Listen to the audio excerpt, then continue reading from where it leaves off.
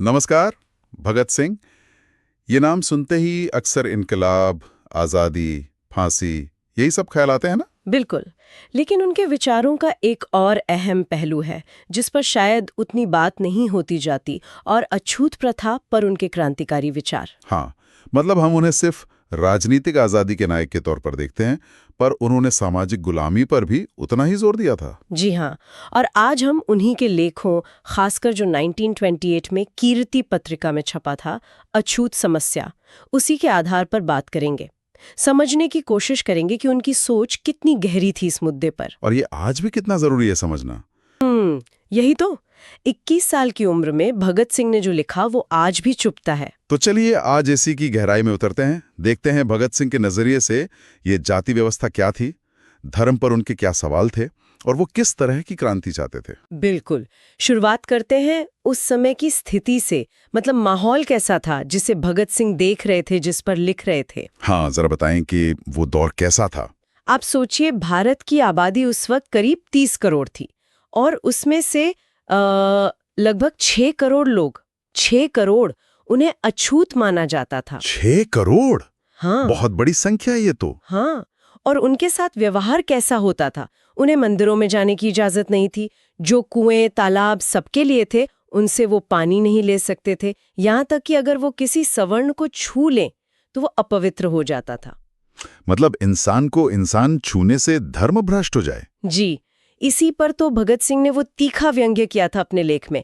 लिखा था कि कुत्ता हमारी गोद में खेल सकता है, रसोई में घूम सकता है, वो चलेगा, लेकिन अगर कोई इंसान जिसे समाज ने अछूत बना दिया है वो छू जाए तो बस धर्म खतरे में पड़ गया। कितनी बड़ी विडंबना है कि इंसान से ज्यादा पवित्र जानवर हो गया। भगत सिंह ने इसकी जड़ें खोजी।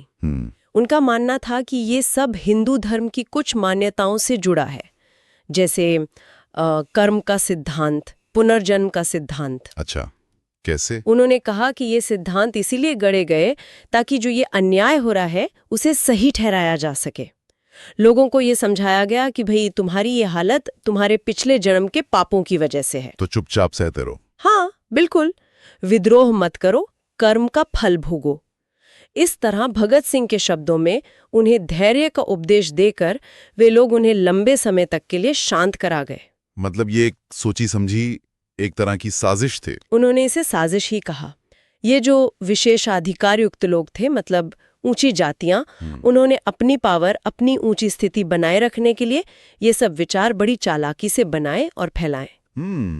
इसीलिए भगत सिंह का मानना था कि अगर अस्पृश्यता से लड़ना है तो धर्म की इन मान्यताओं से भी लड़ना होगा, क्योंकि ये जाति व्यवस्था, ये छुआछूत, ये पवित्र अपवित्र का खेल, ये सब धर्म का हिस्सा बन चुका था। ये बहुत बड़ी बात है, सिर्फ सामाजिक नहीं, धार्मिक जड़ों पर चोट। और उस वक्त जो समाज सुधारक थे उनके बारे में भी उन्होंने कुछ कहा। हाँ, उन्होंने उस समय के सुधार के नाम पर जो पाखंड चल रहा था उस पर भी सवाल उठाए।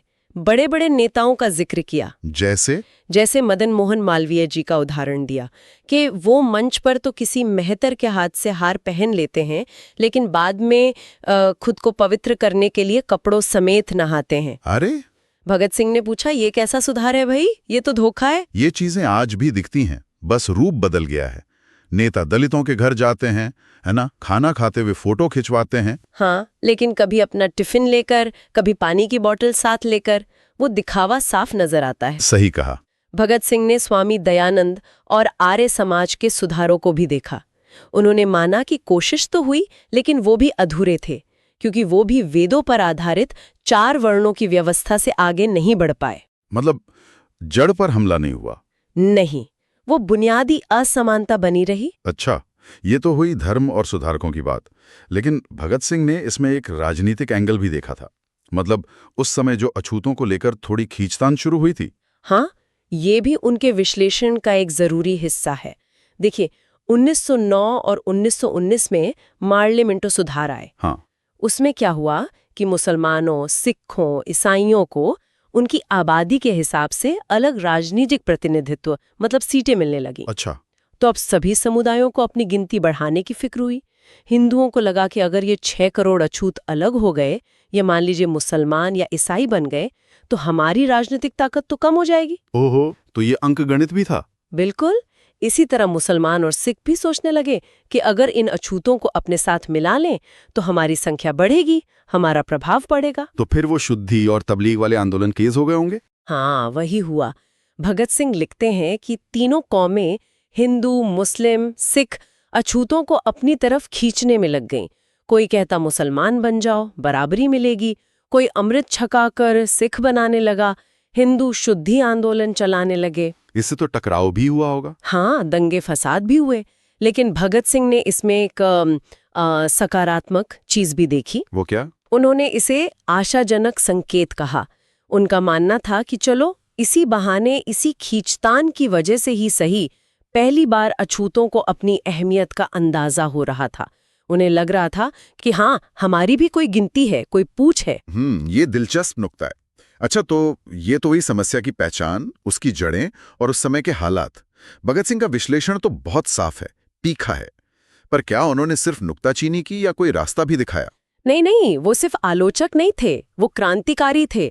तो उन्होंने समाधान भी बताया, और बहुत ठोस समाधान बताया। क्या था वो समाधान? सबसे जरूरी बात, उन्होंने दलितों के राजनीतिक अधिकारों की जोरदार वकालत की। बिल्कुल डॉक्टर अंबेडकर की तरह वो भी पृथक निर्वाचन मंडल यानी सेपरेट इलेक्टोरेट्स के पक्ष में थे। सेपरेट इलेक्टोरेट्स मतलब ऐसी चुनावी व्यवस्था जिसमें दलित वोटर अपना नेता सिर्फ दलित उम्मीदवारों में से ही चुने। अच्छा, क्यों जरूरी मानते थे वो इसे? उनका तर्क था कि जब तक दलित अपने प्रतिनिधि खुद चुनकर नहीं भेजेंगे, तब तक उनके असली मुद्दे कौन उठाएगा? जो सवर्ण नेता बाल विवाह जैसी चीजों का ही विरोध नहीं कर पाते, वो भला दलितों के अधिकारों के लिए ईमानदारी से कैसे लड़ेंगे? बात तो सही है। तो राजनीतिक शक्ति अपने हाथ में लेना जरूरी है, और सिर्फ राजनीति नहीं, सामाजिक संगठन भी। संगठन? हाँ, उन्होंने अछूतों से कहा कि भाई किसी की दया पर मत रहो, अपना इतिहास देखो। उन्होंने याद दिलाया कि गुरु गोविंद सिंह की फौज की असली ताकत तुम ही थे। शिवाजी तुम्हारे भरोसे इतना कुछ कर पाए। उठो, अपनी शक्ति पहचानो, संगठित हो जाओ। ये तो एक तरह से उनका आत्मविश्वास जगाने की कोशिश थी। बिल्कुल। और उन्होंने साफ कहा कि गिड़गिड़ाने से, प्रार्थना करने से कुछ नहीं मिलेगा। उनके मशहूर शब्द हैं, लातों के भूत बातों से नहीं मानते। ओहो। मतलब संगठित होकर ताकत से अपनी बात मनवानी होगी, पूरे समाज को चुनौती देनी होगी। और उन्होंने ये भी चेतावनी दी कि ये जो अंग्रेजी सरकार है या ये जो पूंजीपति लोग हैं, इनके बहकावे में मत आना। क्यों? क्योंकि ये तुम्हें सिर्फ मोहरा बनाएंगे, अपने फायदे के लिए इस्तेमाल करेंगे। उन्होंने साफ लिखा कि ये पूंजीवादी नौकरशाही ही तुम्हारी गुलामी और गरीबी की असली जड़ है। इनसे दूर रहो। और यहीं पर उनके समाजवादी विचार एकदम साफ दिखते हैं। उन्होंने अछूतों को सिर्फ दबा कुचला नहीं कहा, बल्कि भारत का असली सर्वहारा कहा, प्रोलेटेरिएट। हाँ, सर्वहारा यानी वो मेहनतकश वर्ग जिसके पास खोने के लिए सिर्फ अपनी जंजीरें हैं। भगत सिंह मानते थे कि दलितों की समस्या सिर्फ सामाजिक या धार्मिक नहीं है, ये गहरी आर्थिक शोषण की समस्या भी है। तो फिर समाधान सिर्फ सुधारों से नहीं आ सकता था उनके हिसाब से? बिल्कुल नहीं, न धर्म बदलने से, न छोटे मोटे सुधारों से। उनके लिए रास्ता सिर्फ एक था। वो क्या? क्रांति, एक पूरी सामाजिक, राजनीतिक और आर्थिक क्रांति। उन्होंने आह्वान किया, संगठनबद्ध हो जाओ, तुम्हारी गुलामी की जंजीरें कट जाएंगी। उठो और वर्तमान व्यवस्था के विरुद्ध बगावत खड़ी कर दो, सामाजिक आंदोलन से क्रांति पैदा कर दो, तथा राजनीतिक और आर्थिक क्रांति के लिए कमर कस लो। वो आगे कहते हैं, तुम ही तो देश का मुख्य आधार हो, वास्तविक शक्ति हो। सोए हुए शेरों, उठो और बगावत खड़ी कर दो। ये सिर्फ भाषण नहीं था, ये दलितों को क्रांति का नेतृत्व करने का बुलावा था। और ये सिर्फ बातें नहीं थीं, उन्होंने खुद भी इस दिशा में काम किया। वो नौजवान भारत सभा का जिक्र आता है। जी हाँ, 1926 में जो नौजवान भारत सभा बनाई गई, वो सिर्फ अंग्रेजों के खिलाफ नहीं थी। उसका एक बड़ा मकसद था धर्मनिरपेक्षता और समाजवाद फैलाना, और उसमें जाति पाति का कोई भेद नहीं था। अच्छा। हाँ, दलित युवाओं को बराबरी का दर्जा था। सभा के सदस्य मिलकर खाना खाते थे, सब जातियों के लोग एक साथ। सोचिए उस जमाने में ये कितनी बड़ी बात थी। वाकई बहुत बड़ी बात। और एक और बहुत महत्वपूर्ण बात, सभा के जो सवर्ण सदस्य थे वो सार्वजनिक तौर पर उन लोगों से माफी मांगते थे जिन्हें समाज अछूत मानता था। माफी किस बात की? अपने पुरखों द्वारा किए गए सदियों के शोषण और अन्याय के लिए। भगत सिंह मानते थे कि यही सही तरीका है। कोई शुद्धि बुद्धि नहीं, कोई धर्म परिवर्तन नहीं, बस इंसान मानकर बराबरी का दर्जा दो, उनके हाथ का पानी पियो, उनके साथ रोटी खाओ। और उन्होंने खुद भी इसे अपनाया। वो किस्सा है ना उनके आखिरी दिनों का। हाँ बिल्कुल। कहते हैं फांसी से ठीक पहले जेल में जो सफाई कर्मचारी थे, एक दलित भाई, उनका नाम शायद बेबे बताया जाता है, उनके हाथ की बनी रोटी भगत सिंह ने खाई थी। और जब फांसी के तख्ते पर जाबे थे तो पहरेदार ने कहा कि वाहेगुरु को याद कर लो। उन्होंने विनम्रता से मना कर दिया। अपने नास्तिक विचारों पर वो आखिर तक कायम रहे। ये दिखाता है कि उनके विचार कितने पक्के थे, उनके अमल में थे। इस पूरी बातचीत में एक चीज और उभर कर आ रही है, भगत सिंह और डॉक्टर अंबेडकर के विचारों में कितनी समानताएं हैं इस मुद्दे पर। हाँ, ये बहुत अहम है। दोनों ही ईश्वर और धर्म की जो पारंपरिक धारणाएं थी उन पर सवाल उठा रहे थे। हाँ। दोनों का मकसद एक ऐसा समाज बनाना था जिसमें न जाति हो, न वर्ग का शोषण हो, और दोनों ने ज्ञान को, पढ़ाई लिखाई को ताकत माना। अंबेडकर का वो मशहूर कॉल है, शिक्षित बनो, संगठित रहो, संघर्ष करो। और भगत सिंह भी तो पढ़ने पर बहुत जोर देते थे। बिल्कुल। उन्होंने अपने लेख मैं नास्तिक क्यों हूं में बताया है कि कैसे पढ़ने और तर्क करने से ही उनके विचार साफ हुए। उन्होंने नौजवानों से कहा, पढ़ो, अध्ययन करो ताकि तर्क कर सको। उनका मानना था कि पढ़ने से ही पुरानी गलत मान्यताओं से छुटकारा मिलेगा, क्रांतिकारी चेतना आएगी। डॉक्टर रतनलाल तो ये भी कहते हैं कि हमें पेरियार, अंबेडकर, लोहिया, भगत सिंह, इन सब को मिलाकर पढ़ना चाहिए। हाँ, ये बहुत जरूरी है। इन सब ने अपने अपने तरीके से भारतीय समाज की उन गहरी बीमारियों पर उंगली रखी जो असमानता पैदा करती हैं।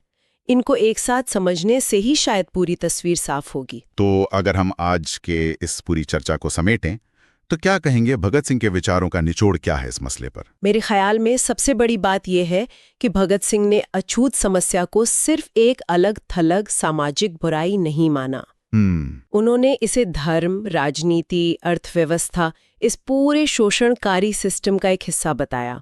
उन्होंने साफ दिखाया कि कैसी ये सब चीजें आपस में जुड़ी हुई हैं और कैसे धर्म के नाम पर, सुधार के नाम पर पाखंड चलता है। और शायद सबसे क्रांतिकारी बात यह कि उन्होंने दलितों को सिर्फ बेचारा या पीड़ित नहीं समझा। बिल्कुल, यही तो, उन्होंने उन्हें क्रांति का अगुआ माना, असली सर्वहारा कहा। उन्हें कहा कि तुम संगठित हो जाओ, अपनी ताकत पहचानो और इस पूरी सड़ी गली व्यवस्था को उखाड़ फेंको। उनके लिए आजादी का मतलब सिर्फ अंग्रेजों से छुटकारा पाना नहीं था। नहीं, बिल्कुल नहीं। वो एक पूर्ण स्वतंत्रता चाहते थे।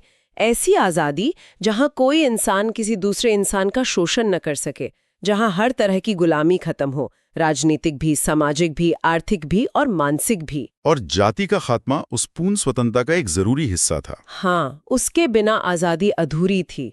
और यही बात आज हमें सोचने पर मजबूर करती है। क्या? कि भगत सिंह ने जिस पूर्ण स्वतंत्रता का सपना देखा था, जो शोषण मुक्त समाज वो बनाना चाहते थे, क्या हम आजादी के इतने साल बाद भी उसके आसपास पहुंचे हैं?